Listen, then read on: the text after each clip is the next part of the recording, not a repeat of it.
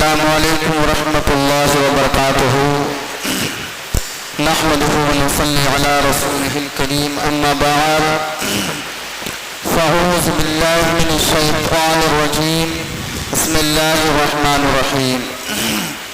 حضرات محترم، ایک مرتبہ درود پاک پڑھ لیجیے بلند آواز سے حضور کی بارگاہ میں جھوم جھوم کر۔ اللہم صلی علی سیدنا و نبینا و مولانا محمد مبارک وسلم صلو علیہ وسلم صلاۃ و سلام علیک یا رسول اللہ صلی اللہ تعالی علیہ وسلم۔ کہ فراز عرش نے چوما حسین کا سجدہ، فراز عرش نے چوما حسین کا سجدہ، فراز عرش نے چوما حسین کا سجدہ، فراز عرش نے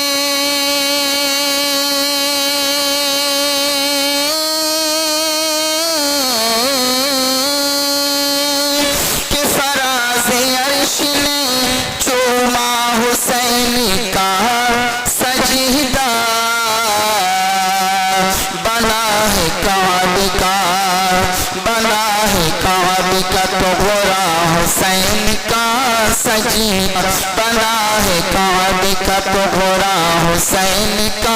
سجدہ، بنا ہے کعبے کا ٹکڑا حسین کا سجدہ۔ اور بہت پیارا شعر سماعت فرمائے۔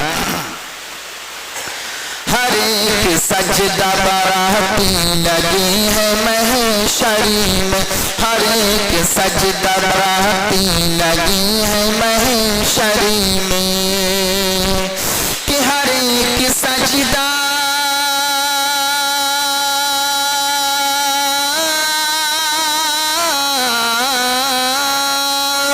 کہ ہر ایک سجدہ براتی لگی ہے محشری میں،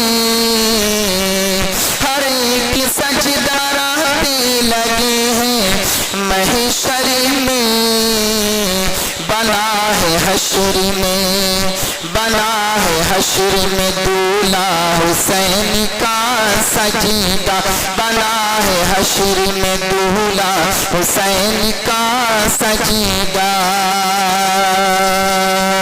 فراز عرش نے چوما حسین کا سجدہ، بنا ہے کعبے کا ٹکڑا حسین کا سجدہ۔ اور بہت پیارا شعر کہ جناب فاطمہ زہرا نے اپنی آنچلی میں، جناب فاطمہ زہرا نے اپنی آنچلی میں، کہ جناب فاطمہ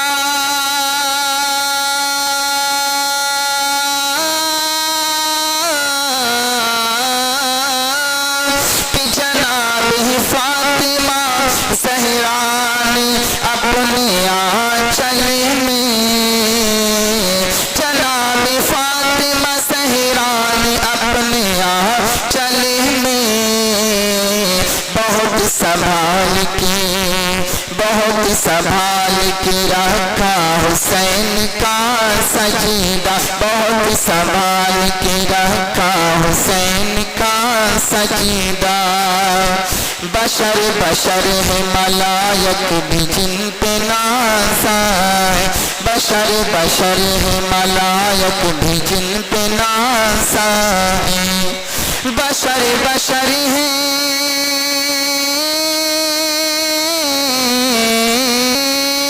بشر بشر ہے ملائک بھی جن پہ ناز ہے، ادا ہوا ہے کچھ ایسا حسین کا سجدہ، ادا ہوا ہے کچھ ایسا حسین کا سجدہ، فراز عرش نے چوما حسین کا سجدہ، فراز عرش نے چوما حسین کا سجدہ، نماز عرش کا تحفہ برائے امتی ہے،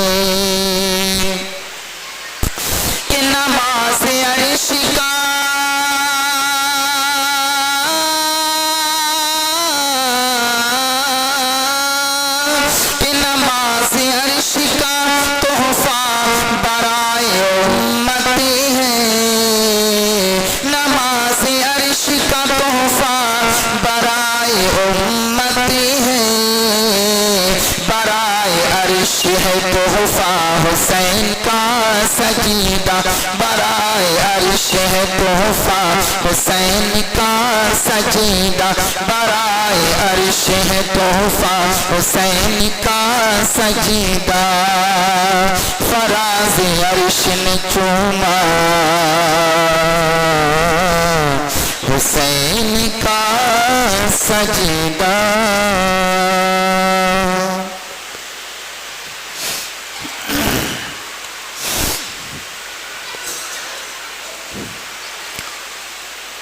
نحمده ونصلي على رسوله الكريم، اما بعد فاعوذ بالله من الشيطان الرجيم، بسم الله الرحمن الرحیم۔ حضرات محترم، آج کی میری گفتگو انشاءاللہ تعالی امام حسین کے جو بھائی تھے امام مسلم، ان کی شہادت پر ہوگی کہ کوفیوں نے ان کو کس طرح سے شہید کیا اور یہ کتنا بڑا دھوکہ کیا۔ چونکہ مہینہ بھی یہ محرم کا ہے تو پھر انشاءاللہ تعالی شہادت ہی کے متعلق آپ تک یہ پیغام پہنچاؤں گا انشاءاللہ تعالی۔ اللہ رب العزت کی بارگاہ میں دعا ہے اللہ تعالی بے پناہ برکت رحمت وسعت عطا فرمائے، زبان میں تاثیر اور قوت عطا فرمائے، اور اس پر ہم سبوں کو عمل کی توفیق اور رفیق مرحمت فرمائے۔ حضرات محترم، قرآن پاک اعلان فرماتا ہے قُلْ لَا أَسْأَلُكُمْ عَلَيْهِ أَجْرًا إِلَّا الْمُوَدَّةَ فِي الْقُرْبَى، کہ اے حبیب آپ فرما دو کہ ہم تم سے کسی چیز کا مطالبہ نہیں کرتے، ہم تم سے مال و دولت کا مطالبہ نہیں کرتے، سرمایہ کا مطالبہ نہیں کرتے، سرزمین کا مطالبہ نہیں کرتے، کسی دولت کا مطالبہ نہیں کرتے، نہ کسی مکان و محلات کا مطالبہ کرتے۔ اے حبیب آپ فرماؤ کہ ہم صرف تم سے اپنی آل اولاد کی محبت کا مطالبہ کرتے ہیں،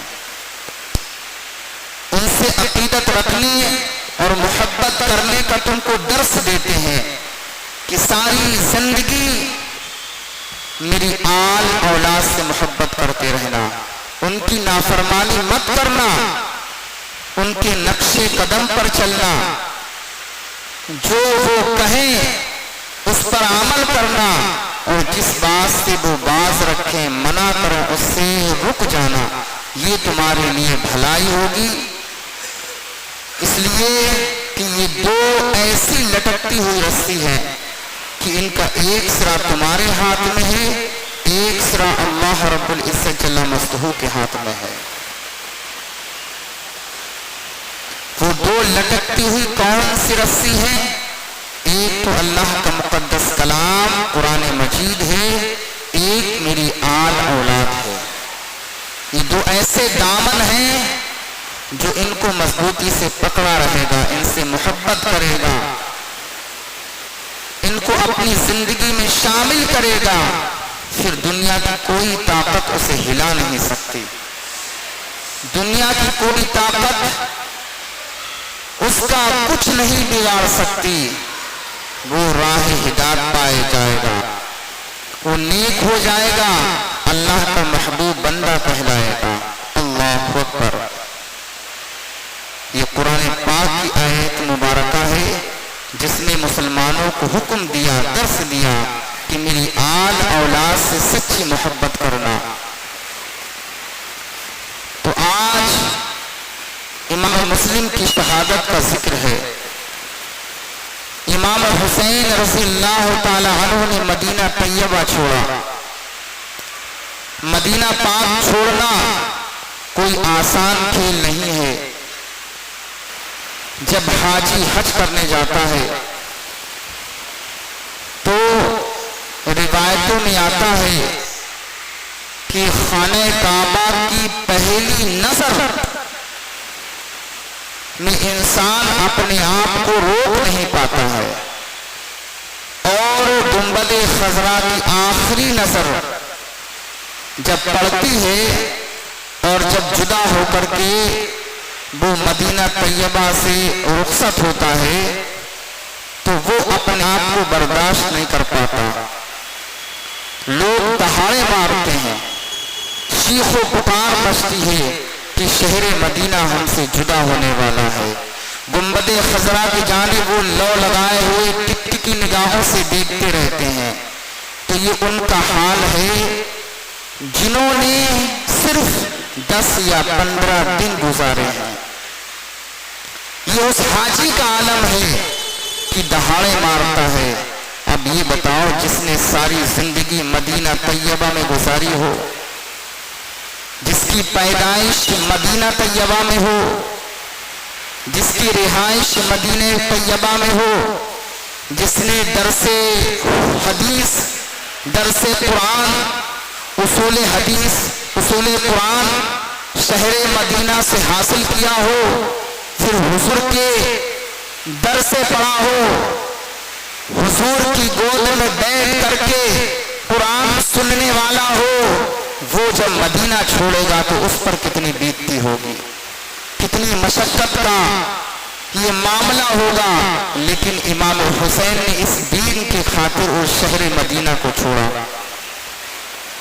جب کوفیوں کے خطوط برابر آتے رہے تو امام حسین رضی اللہ تعالی عنہ نے امام مسلم کو بھیجا کہ جاؤ تم کوفہ کے حالات معلومات کرو اور اپنے ہاتھ پر میرے نام پر بیعت لینا. جب امام مسلم چلتے ہیں کوفہ کی جانب, ان کے چھوٹے چھوٹے 2 بچے ہیں, ایک کا نام محمد ہے, ایک کا نام ابراہیم ہے. یہ دونوں بچے کم عمر ہیں, اپنے والد بزرگوار سے بے پناہ محبت کرتے ہیں, ضد کرتے ہیں ابا جان ہم بھی آپ کے ساتھ جائیں گے. ان چھوٹے چھوٹے بچوں کو کیا معلوم جس شہر میں مجھے بلایا جا رہا ہے, جس شہر سے بار بار خطوط آ رہے ہیں, التجائیں آ رہی ہیں, اے میرے آقا شہر کوفہ میں آ کے ہماری رہنمائی فرمائیے. ان بچوں کو کیا معلوم تھا, امام مسلم کو کیا معلوم تھا, جو روزانہ خطوط آ کر کے مجھے اس بات کی دعوت دیتے ہیں کہ شہر کوفہ میں آؤ, کوئی ہمارا رہبر و رہنما نہیں ہے, ہماری رہنمائی فرماؤ. انہیں کیا معلوم تھا یہ کوفی ہمارے ساتھ کیا کرنے والے ہیں. حضرات محترم, امام مسلم کوفہ پہنچتے ہیں. کوفہ پہنچنے کے بعد حالات بہت بہتر تھے, لوگ بڑی امام حسین سے محبت کرنے والے تھے, امام مسلم سے بڑی محبت و الفت کرنے والے تھے وہ حضرات. اور جب امام مسلم کوفہ کے اندر پہنچتے ہیں, ان کے 2 صاحبزادے ان کے ساتھ ہیں. اللہ اکبر. جب امام مسلم شہر کوفہ کے قریب پہنچتے ہیں, پورا شہر امٹ کر آپ کے استقبال کے لیے آ جاتا ہے, آپ کی بڑی تعریف و توصیف کرتے ہیں اور مرحبا و اہلا سہلا مرحبا, خوش آمدید مبارکباد پیش کرتے ہیں. اور کرنے کے بعد بڑی عزت و عظمت کے ساتھ شہر کوفہ میں آپ کا دخول ہوتا ہے اور آپ کی بڑی عزت کرتے ہیں. حالات بہت بہتر تھے. امام مسلم کے ہاتھ پر لوگ بیعت کرتے ہیں اور اپنا ہاتھ امام مسلم کے ہاتھ میں دیتے ہیں. یہ سلسلہ جاری رہا. 8 دن کے اندر کوفی تقریباً 12,000 کی تعداد میں آپ کے ہاتھ پر بیعت ہو گئے. معاملہ بہت اچھا تھا. لیکن جب کوفہ کے جو گورنر تھے ان کو معلوم ہوا کہ امام مسلم آئے ہوئے ہیں اور امام حسین کے نام پر اپنے ہاتھ پر بیعت لے رہے ہیں, تو انہوں نے کھڑے ہو کر کہا کہ آپ لوگ یہ یزید کے خلاف کر رہے ہیں. اگر یزید کو معلوم ہو گیا تو تباہی مچا دے گا, ظلم کرے گا, تمہیں مار دے گا, تمہارے بچے یتیم ہو جائیں گے. لیکن نعمان بن بشیر نے جب اتنی بات کہی تو حالات بہت بہتر تھے. امام مسلم کو چاہنے والے لوگ, امام حسین سے محبت کرنے والے تھے. امٹتا ہوا یہ سیلاب امام حسین امام مسلم کی جانب کھڑا ہوا تھا. نعمان بن بشیر خاموش ہو کر کے بیٹھ گئے۔ ان میں ایک شخص کھڑا ہوا اور کھڑے ہونے کے بعد کہتا ہے، اے نعمان بن بشیر، آپ اس کوفہ کے حاکم ہیں، آپ کیوں نہیں امام مسلم کو روکتے ہیں؟ اگر یہی معاملہ رہا تو پھر یہ امڑتا ہوا سیلاب کی طرح لشکر جرار، اس کو قابو پانا بہت مشکل پڑ جائے گا، اور پھر تم یزید کو کیا جواب دو گے؟ انہوں نے کہا، میں بزدلی کرتا ہوں، اور پھر حضور کی آل اولاد سے لڑنے اور جھگڑنے کی طاقت میرے اندر نہیں ہے۔ لوگ ان سے محبت کرتے ہیں، ان کے ہاتھ پر بیعت ہوتے ہیں، اس میں ہم کچھ نہیں کر سکتے۔ نعمان بن بشیر بیٹھ جاتے ہیں۔ وہ شخص جو ہے یزید کے پاس خط لکھتا ہے کہ جو کوفہ کا اس ٹائم گورنر ہے، حاکم ہے، وہ امام مسلم کے خلاف کوئی کارروائی نہیں کر رہے ہیں، بہرحال ایسے سخت آدمی کو بھیجا جائے جو امام مسلم کے معاملات کو ختم کر دے اور تمہاری حکومت یہاں بھی قائم ہو۔ تو اس نے جو بصرہ کا اس وقت گورنر تھا، ابن زیاد، جس کا نام عبید اللہ تھا، اس نے اس کے پاس خط لکھا، اور خط لکھنے کے بعد دمشق بلایا اور اپنے جو ساتھی تھے ان سے مشورہ کیا کہ کیا کرنا چاہیے۔ تو لوگوں نے مشورہ دیا کہ ابن زیاد کو بھیجا جائے کوفہ، اور وہیں اس کو گورنر بنا دیا جائے، اس لیے کہ ابن زیاد سخت آدمی ہے، کسی کی پرواہ نہیں کرتا، وہ یہ نہیں دیکھتا کہ حضور کی آل اولاد ہیں، بہت سخت مزاج کا وہ شخص ہے۔ یزید نے خط لکھا، ابن زیاد آتا ہے، آنے کے بعد ایک لشکر جرار کو لیتا ہے اور شہر قادسیہ ہوتا ہوا کچھ وہاں اپنے لشکر و سپاہ کو چھوڑتا ہے، اور چھوڑنے کے بعد حضرات محترم کوفہ کی جانب چل دیتا ہے، چند سپاہیوں کو لیتا ہے۔ اب اس وقت امام حسین کی آمد کا وقت تھا، سارے شہر کے لوگ یہ تصور کر رہے تھے کہ امام حسین آنے والے ہیں۔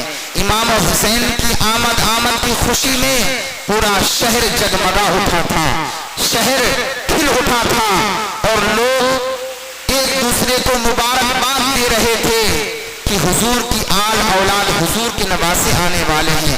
ایک خوشی کا ماحول تھا، اسی خوشی کے ماحول میں ابن زیاد پہنچتا ہے، حجازی لباس پہنتا ہے، یعنی وہ لباس جو حاجی پہنتے ہیں، عمدہ لباس، صوفیانہ لباس پہن کر اپنے لشکر و سپاہ کے ساتھ جاتا ہے کوفہ، اور کوفہ اس راستے پر پہنچتا ہے، اس راستے کو اپناتا ہے جس راستے سے حاجی حج کر کے کوفہ لوٹا کرتے تھے۔ اس نے وہی راستہ اپنایا۔ جب لوگوں نے قافلہ آتے ہوئے دیکھا، پورا شہر امٹ کر باہر آ گیا اور استقبال کے لیے کھڑا ہوا، نعرے رسالت اور نعرے تکبیر کی صدائیں بلند کی، اور جو اس زمانے میں پھولوں کے ہار تھے وہ سارے کھڑے ہو کر کے امام حسین کا استقبال کے لیے وہاں موجود تھے۔ لیکن انہیں کیا معلوم تھا کہ یہ ابن زیاد آ رہا ہے، امام حسین کا قاتل آ رہا ہے، اسلام کا دشمن آ رہا ہے۔ اللہ اکبر! جب یہ وہاں پہنچتا ہے اور کافی بھیڑ ہوتی ہے، لوگ نعرے تکبیر، نعرے رسالت کے سائے بلند کرتے ہیں، لیکن اپنے چہرے پر نقاب ڈالے ہوئے ہوتا ہے ابن زیاد۔ لوگ اس تصور میں تھے کہ امام حسین آنے والے ہیں، ان کی جانثار ساتھی آنے والے ہیں، لیکن جب وہ اپنا نقاب ہٹاتا ہے تو لوگوں کے دلوں پر چوٹ لگتی ہے اور بڑا رنجیدہ ہوتے ہیں کہ یہ تو ابن زیاد ہے، سخت مزاج کا ہے، یزید کا بہت خاص آدمی ہے، اب ہم پر ظلم اور زیادتی کرے گا۔ جس بات کا ہمیں ڈر تھا، جس بات کا ہمیں خوف تھا، اب یہ وہی کرے گا۔ اس کے بعد گورنر ہاؤس کے اندر جو اس وقت حکومتی محل تھا، اس کے اندر وہ پہنچ جاتا ہے، شام رات گزارتا ہے۔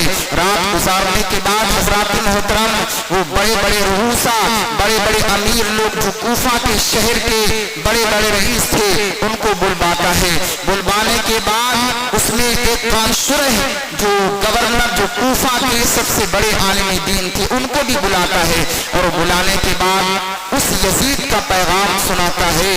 یزید کا پیغام یہ ہے کہ میں بصرہ کا گورنر تھا لیکن وہاں میں اپنے بھائی کو قائم کر کے آیا ہوں اور مجھے کوفہ کا گورنر بنا دیا ہے. اب سنو یہ یزید کا حکم اور پیغام ہے کہ جو بھی اگر یزید کے خلاف بغاوت کرے گا تو اسے کاٹ دیا جائے گا, اسے جو ہے قتل کر دیا جائے گا, اور اسے ہی قتل نہیں کیا جائے گا بلکہ اس کے بیوی اور بچوں کو بھی کاٹ دیا جائے گا اور اس کی لاشوں کو اس کے صحن میں لٹکا دیا جائے گا, اور اس کے لیے عبرت کے طور پر یہ کہا جائے گا کہ جو بھی شخص ان کا ساتھ دے گا ان کے ساتھ یہی سلوک ہوگا.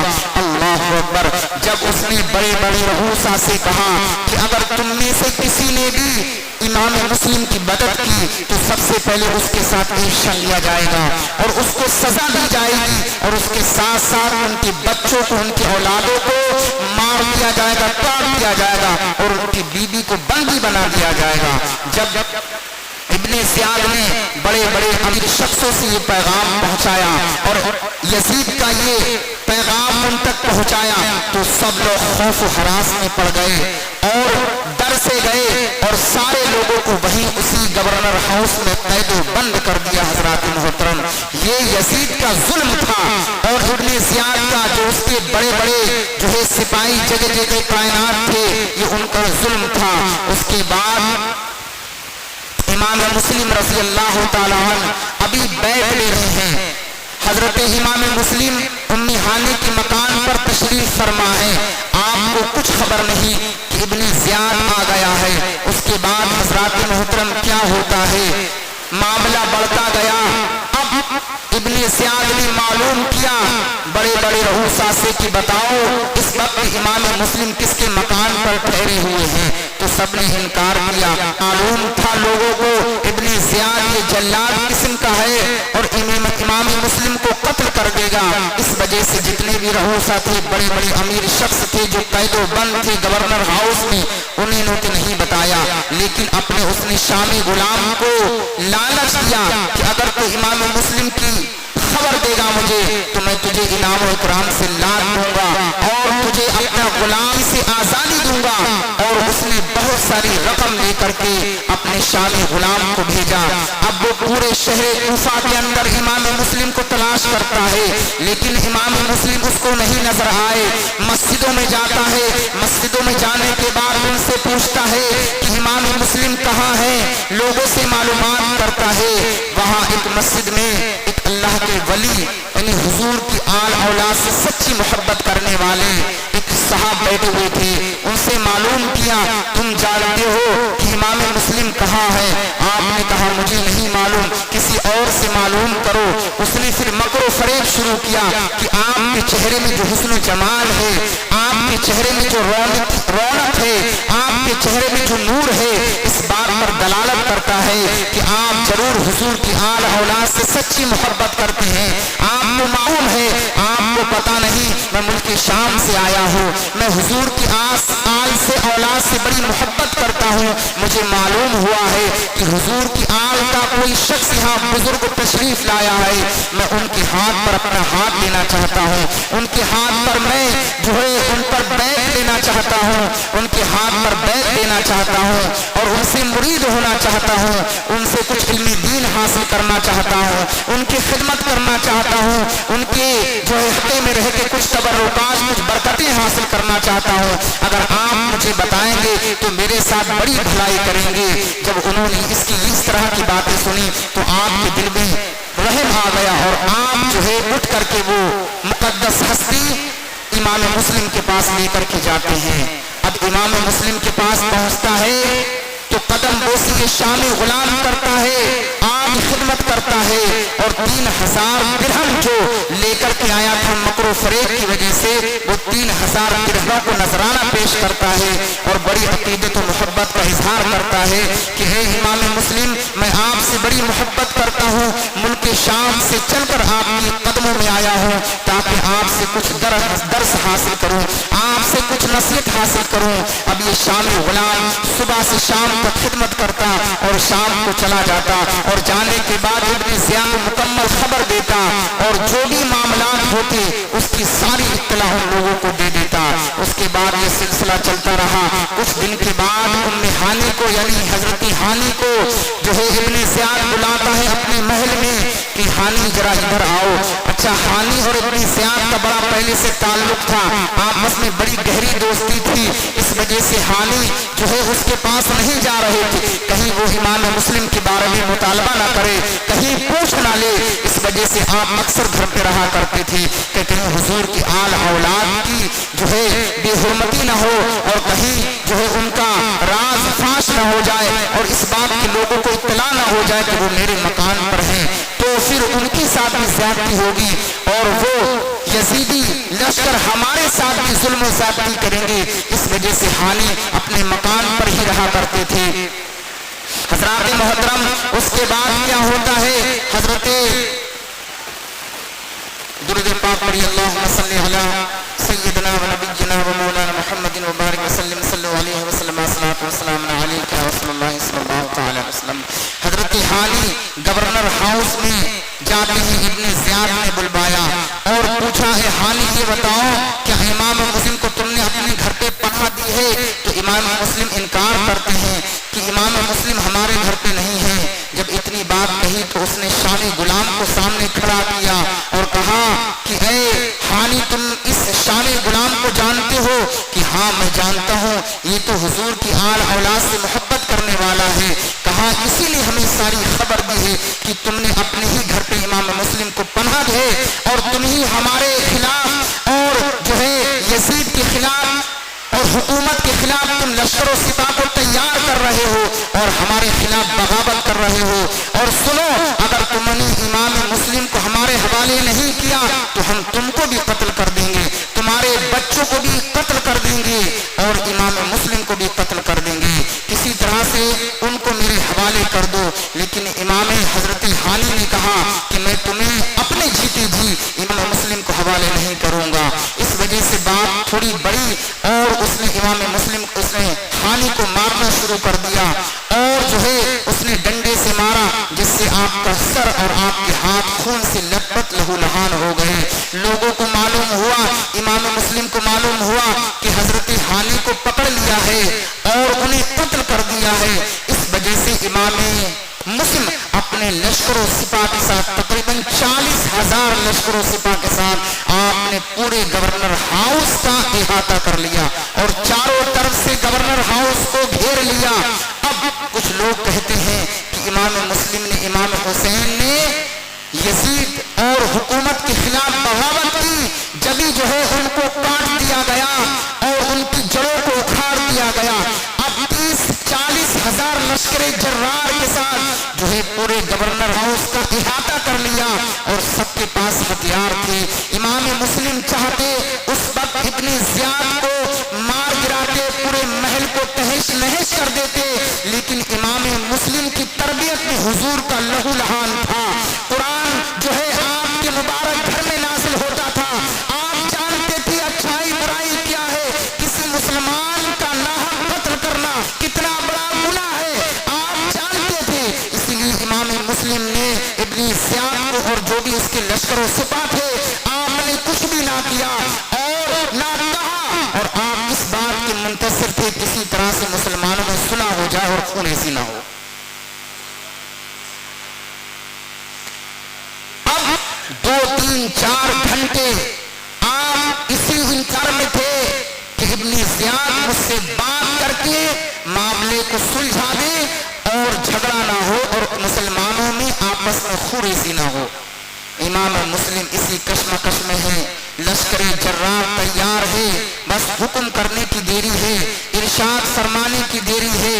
لیکن آپ حضور کی آل اولاد میں سے ہیں, آپ نے آپ کی گھٹی میں قرآن اور حدیث پلایا گیا, آپ کیسی جنگ اعلان کر دیتے, کیسے اس کو مار گراتے.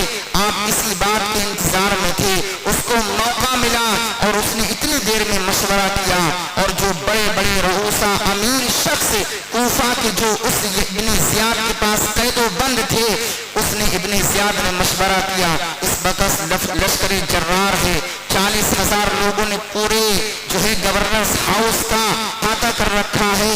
अगर इमाम मुस्लिम अपनी लबकुशाई करें तो वो हमें हलाक और तबाह बर्बाद कर देंगे। लेकिन अब हम तुमसे कहते हैं, अगर तुमने हमें हलाक कर दिया तो उधर यजीद लश्कर जर्रार भेज रहा है, अगर हम मारे गए तो सुनो, बड़े बड़े रहूस और अमीरों से कहा मारे तुम भी जाओगे और तुम्हारे भी घर को जो है, तुम्हारे बीवी बच्चों को, तुम्हारे बीवी बच्चे यतीम हो जाएंगे, तुम्हारे मालो दौलत को छीन लिया जाएगा, तुम्हारे बच्चों को काट दिया जाएगा। अगर तुम चाहते हो कि तुम्हारे साथ ये मामला ना हो तो तुम किले की छत पर जाओ और जो तुम्हारे रिश्तेदार हैं, तुम्हारे मानने वाले हैं, उनसे कहो कि इमाम मुस्लिम का साथ छोड़ दो और यहाँ से चले जाओ, वरना हम भी मारे जाएंगे और तुम भी यतीम होगे और तुम्हारे बच्चे भी मारे जाएंगे, तुम्हारी दौलत को छीन लिया जाएगा। अब जब इतनी बात कही तो बड़े बड़े रहूस थे, उसमें काजी शुरे भी थे, वो जाते हैं और जाने के बाद में ऊपर महल में और कह देते हैं कि तुम लोग यहाँ से चले जाओ, वरना अगर तुम यहाँ मौजूद रहे तो तुम्हारी वजह से हम भी काट दिए जाएंगे, फिर हमारी आल औलादों को भी काट दिया जाएगा, जो जमीनें जो माल और दौलत है वो सब हड़प कर लिया जाएगा, जो है हुकूमत वक्त जो है जब्त कर लेगा, तुम लोग यहाँ से चले जाओ। अब वो लोग जो दम भरते थे इमाम मुस्लिम की मोहब्बत का कि हम आपकी मोहब्बत में अपनी जानें कुर्बान कर देंगे, हम अपने घर बार को लुटा देंगे, जब इतनी बात सुनी तो हल्के हल्के सब खिसकने लगे। मगरिब के वक्त जब इमाम मुस्लिम ने नमाज अदा करने के लिए मस्जिद में पहुंचे तो उस वक्त 500 हज़रत थे, लेकिन आपने जब सलाम फेरा तो कोई नहीं था, आप सिर्फ तन्हा नमाज पढ़ने वाले थे। ये कूफी ने धोखा किया। हुजूर की आल औलाद में सबसे पहले उन 72 नफूस कुदसिया में अगर किसी को शहीद किया वो इमाम मुस्लिम रज़ी अल्लाह तआला अन्हु है। इमाम मुस्लिम इशा की नमाज पढ़ने के बाद जो खानकाहें थी, जो मेहमान खाने थे, उन तक में ताले लगा दिए गए। आप भूखे प्यासे निढाल और इस बेवतन में न कोई अपना है न कोई पानी को पूछने वाला है, आप दर बदर की ठोकरें खा रहे थे। आप एक गली से गुजरे, एक खातून बैठी हुई थी, उससे कहा थोड़ा पानी दे, उसने पानी पिलाया, पूछा आप कौन है तो बताया मैं मुस्लिम हूँ। उसने बड़ी इज्जत और अजमत की और अपने घर ले गई, लेकिन क्या मालूम था उसका बेटा जालिम बदबख्त इब्न ज़ियाद को खबर कर देगा। जब बेटे को मालूम हुआ कि इमाम मुस्लिम हमारे ही घर पे पनाह हासिल किए हुए हैं तो उसने इब्न ज़ियाद के पास खबर करी, उसने लश्कर जर्रार को भेजा और इमाम मुस्लिम की गिरफ्तारी करी। इमाम मुस्लिम 100 के मुकाबले में तनहा थे, आप 100 से डट के आपने मुकाबला किया, लेकिन जब उन्हें यकीन हो गया ये हजरत अली के खानदान का एक शेर है, इस पर काबू पाना बहुत मुश्किल है, तो इस इब्न ज़ियाद ने कहा कि तुम फिर ये ऐलान करो कि हम तुम्हें अमान देते हैं। बहरहाल अमान की बात सुनी तो आपने तलवार म्यान में रख ली और कहा अमान का मामला है, तो कहा तुम हो सकता धोखा दो।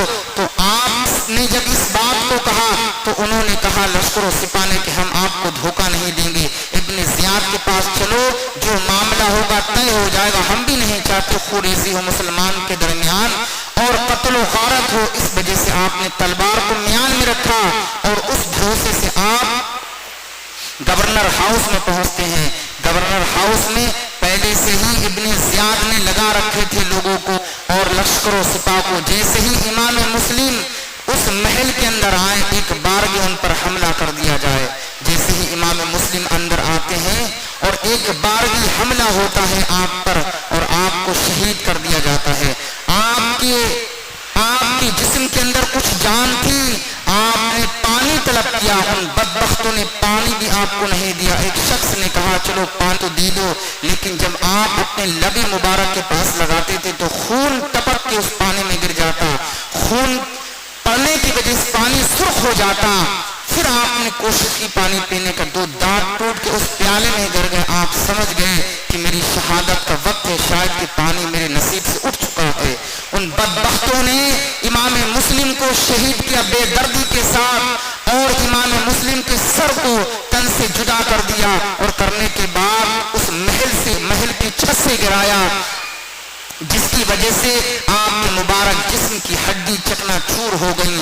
اور یہی اسی پر بس نہیں کیا بلکہ آپ کی لاش مبارک کو بیچ چوراہے پر لٹکایا۔ اس وجہ سے کوفہ کے اندر ایک دہشت سی پھیل گئی، یہ کوفیوں نے دھوکہ کیا۔ آج کوفی جو ہے محبت کا اعلان کرتے ہیں، 10 دن اس قدر سے ماتم کرتے ہیں، روتے اور بلکتے ہیں، کھانا پینا چھوڑ دیتے ہیں، امام حسین کی محبت میں اتنا روتے ہیں۔ اس وقت حضرت زینب نے ان کو یہ بد دعا دی تھی، آج تم نے ہمارے بابا جان کو، ہمارے خاندان کو، بھائی کو دھوکہ دیا ہے، اور تم نے محبت کی جو ہے آپ نے باتیں کی ہیں، قیامت تک تم اسی طرح سے امام حسین کی محبت میں روتے رہو گے۔ آج یزید جو روتے ہیں وہ حضرت زینب کی ان کے ساتھ بد دعا ہے، اور ساری زندگی یہ سینہ پیٹتے رہیں گے، لیکن کل قیامت کے دن ان کی محبت ان کے منہ پر مار دی جائے گی، اس لیے کہ ان کی محبت کی جھوٹی اور دھوکے والی محبت ہے۔ اس سے ہمیں درس حاصل کرنا چاہیے۔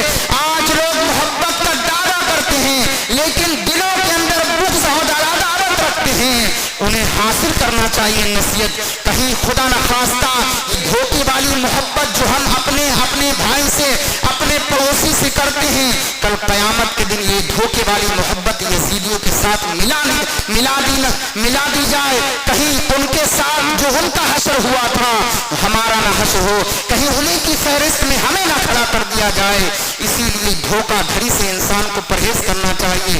دھوکہ دھڑی اور انسان کے اندر جو بغض عداوت ہے اندر بھرے پڑا ہے، اور بظاہر محبت کی دعوتیں اور محبت کا اعلان کرتا ہے، اسے اس سے سبق حاصل کرنا چاہیے۔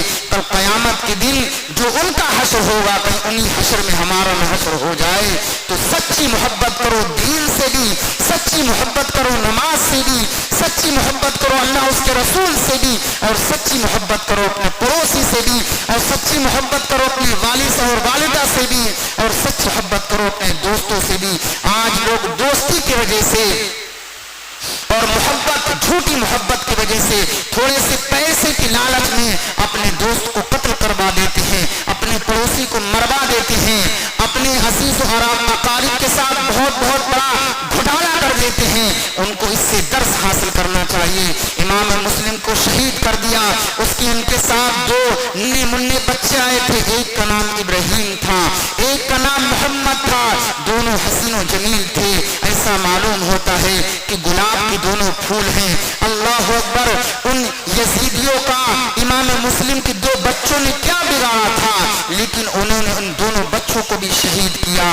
وہ قاضی شرح کے پاس تھے، قاضی شرح نے رات کی تنہائی میں ان دونوں ابراہیم اور محمد کو نکال دیا کہ یہ قافلہ جا رہا ہے، تم چلے جاؤ، مدینہ طیبہ پہنچ جاؤ گے، یہ کوفی تمہاری جان لے لیں گے، اور یہ لالچی ہیں، پیسے کے بھکاری ہیں، اور تمہاری جان جو ہے یہ نہیں بخشیں گے۔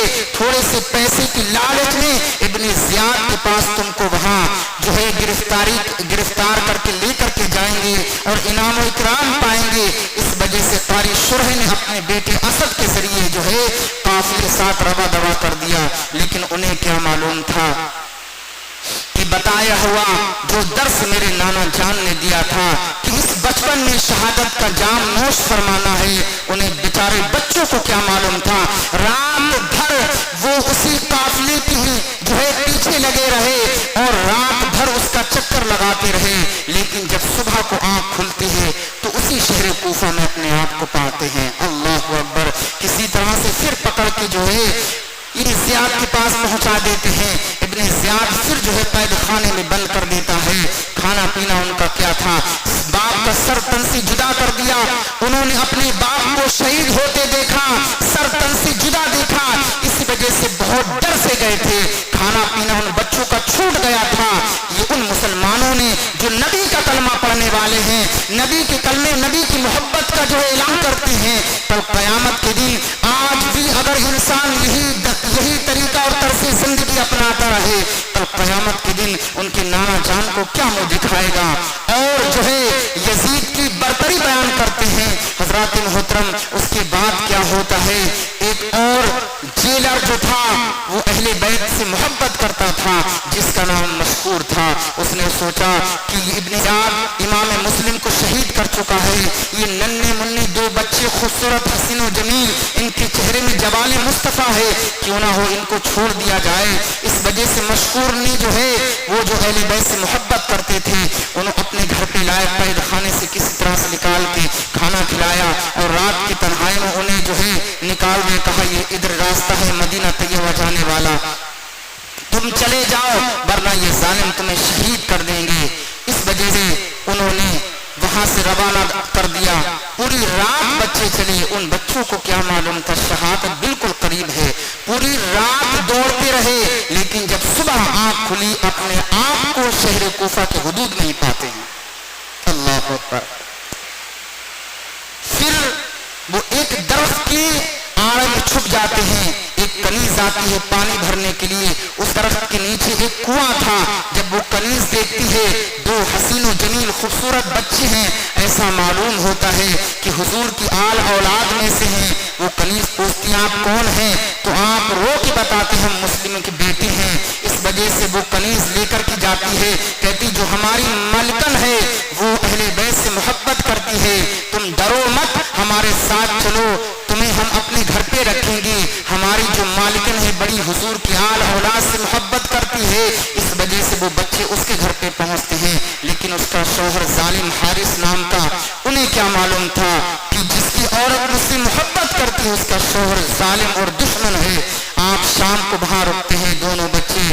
شام جب رات کا تیسرا پہر گزرتا ہے تو خواب دیکھتے ہیں کہ نانا جان ہے, نانی جان ہے, حضور نبی کریم ہے اور حضرت سیدہ فاطمہ الزہرا ہیں, حضرت امام مسلم ہیں اور بھی کچھ خاندان کے ہیں.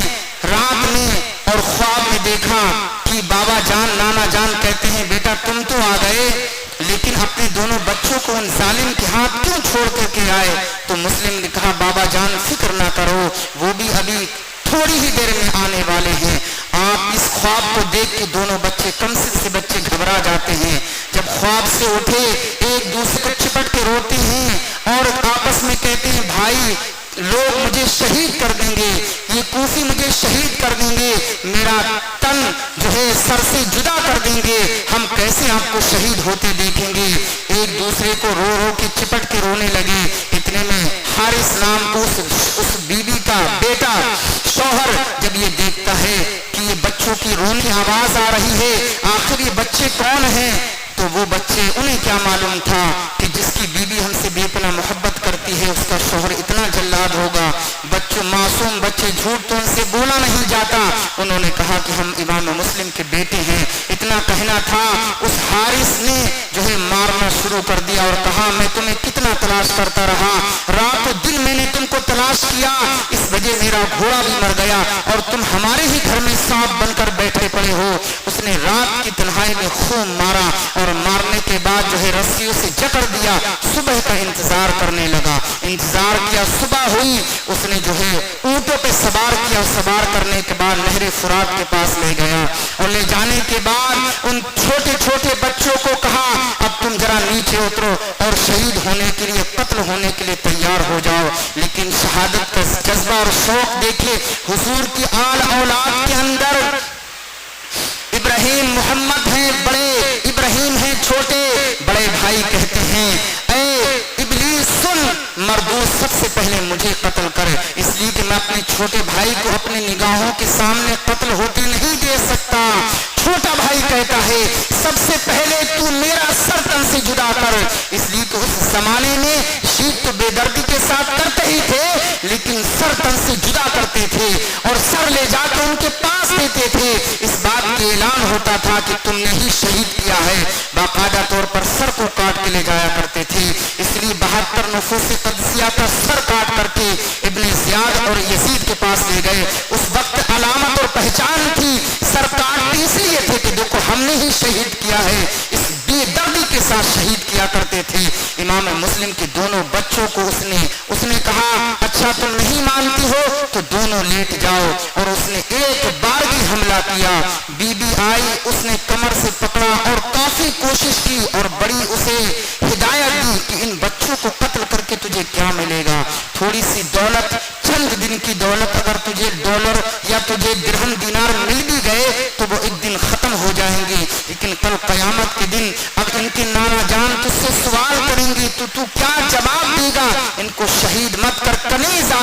وہ بھی पकड़ती है, लेकिन वो हारिस दोनों को धक्का देता है और उस धक्के की वजह से जाके सर एक पत्थर में टकराता है।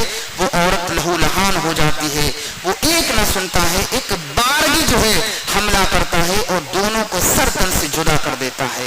इमाम मुस्लिम के दोनों शहजादों को वो शहीद कर देता है और इस तरह से इमाम मुस्लिम के बच्चों को शहादत का ये मकाम और मर्तबा मिला। अल्लाह रब्बुल इज्जत ने आज हारिस का नाम मिटा दिया, यजीद का नाम मिटा दिया। वो मिट गया, बर्बाद हो गया और चंद दिन के अंदर उसकी हुकूमत तहस नहस में मिल गई। लेकिन आज इमाम मुस्लिम के दोनों फर्जंद पर लाखों करोड़ों लोग रोजाना हाजिरी देकर अपनी मुरादें पाते हैं। ये है इमाम हुसैन की आल औलाद का मकाम और मर्तबा।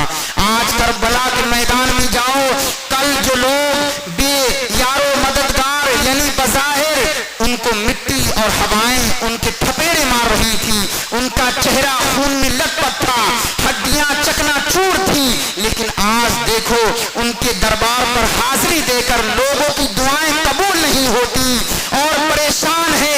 अगर किसी बीमारी में मुब्तला है, उस बीमारी से शिफायाब नहीं होती, डॉक्टर ने मना कर दिया, लेकिन उनके दरबार पर हाजिरी दे करके आज वो उस मर्ज मोहलिक से शिफायाब हो रहे हैं। तो पता ये चला उस वक्त हुक्म रब्बी था, चाहते उस वक्त भी अल्लाह रब्बुल इज्जत पत्थरों की बारिश करके जो है उनको हलाक कर देता और वो रब की बारगाह में चाहते तो वो हलाक और तबाह हो बर्बाद हो जाते। लेकिन आपने तकदीर इलाही को सरे हम किया, अल्लाह की मर्जी और मशीयत को कबूल किया, जो इस तरह से मामला पेश आया। वरना उस वक्त भी वो हाकिम थे, आज भी हाकिम है और सुबह कयामत तक हाकिम रहेंगे। उनके दरबार पर पहले भी लोग जाते रहे, उनके नाना जान के दरबार में लोग भीख मांगते रहे और आपसे तलब करते रहे और उनके बाद भी तलब करते रहे, आज भी तलब करते हैं और कल कयामत तक उनके दरबार पर लोग हाजिरी देते रहेंगे और उनसे फरियाद लेते रहेंगे, अपनी मन्नतें मांगते रहेंगे। तो पता ये चला कि यजीद जालिम उसके लश्करों सिपाह नेस्त तो नाबूद हो गए, लेकिन हुसैन कल भी जिंदा था, हुसैन आज भी जिंदा और सुबह कयामत तक जिंदा ही रहेगा। उनका चर्चा कल भी था, आज भी और सुबह कयामत तक होता ही रहेगा। यजीद मिट गया, उसका तखल्लुस मिट गया, उसका परिवार मिट गया, उसकी आल औलाद मिट गई, उसकी बेटी ने खुद उसके तख्त पर थूक दिया। जब थूका तो उसके दिल पर बड़ी तकलीफ हुई, बड़ा रंजो मलाल हुआ कि जिस हुकूमत सल्तनत की वजह से हमने सारे अहले बैत अतहार को काट के रख दिया, आज हमारा ही बेटा हमारी बगावत पर उतर आया। उसके बेटे ने उसके तख्त पर थूक कर कहा, जिस तख्त में आल औलाद का खून लगा हुआ हो, हम उस पर बैठना भी गवारा नहीं करते। ये झटका उसके ऊपर लगा और तरह तरह की उसके ऊपर मुसीबतें आई। आज मिट गया, उसका जिक्र मिट गया, लेकिन हुसैन आज भी जिंदा है, हुसैन कल भी जिंदा था और सुबह कयामत तक जिंदा ही रहेगा। अल्लाह रब्बुल इज्जत की बारगाह में दुआ है, अल्लाह ताला इस जिक्र शहादत से हमारे इल्म और अमल में भी अपना बरकत अता फरमाए, हुजूर की आल औलाद से सच्ची मोहब्बत फरमाए और जिक्र शहादत से अल्लाह ताला कल कयामत के दिन हम सब की मग़फ़िरत व बख्शिश फरमाए। आमीन सुम्मा आमीन। अस्सलामु अलैकुम व रहमतुल्लाह।